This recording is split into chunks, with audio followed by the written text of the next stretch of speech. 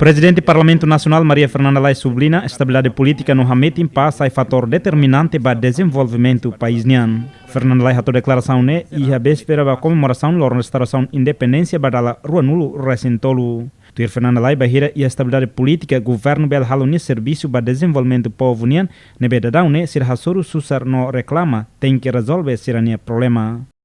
Qatar tinang aumenta e tabela e a consciência Qatar a nação ainda tinang aumenta tem que ir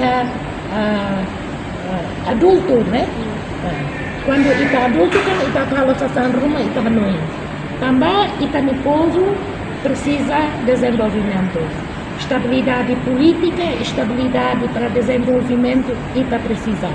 Timor-Leste compara a nação sendo que o mundo ita ia paz no lara.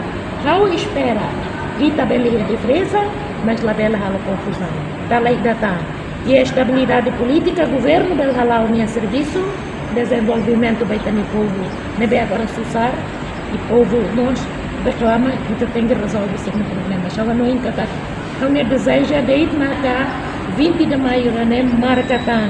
E tem a história que a Timor-Leste compromete a estabilidade e paz e a seio ASEAN. Deputado nota tinan ruang resintolo Timor-Leste restaurant independência e a parte de desenvolvimento nação unian e buat balun lau dia. Tinan ruang racing e buat balu Claudia. Kalau noi senhor Hun Sen mai qualia. Tip sinan yang bahira tamaya ASEAN, Camboja $280. Ita $1,000 e tal. Minha optimista mas aí tá lá. Né, bahal fiar katak baoing, ita estabilidade política ita lahang malu. Desenvolvimento celular.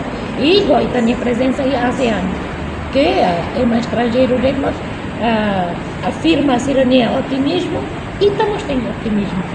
Sata e também o governo vai agora o desenvolvimento. Agora, o parlamento tem halonia papel de fiscalização para garantir nessa latete do veículo, não bota nossa tete, primeiro-ministro tem que garantir cada dólar que está gasta, vai dar um objetivo povo união. Entretanto, o governo decide tema geral para comemoração da restauração da independência para Rua Nulo recém-tolo, mas Hamet paz no desenvolvimento.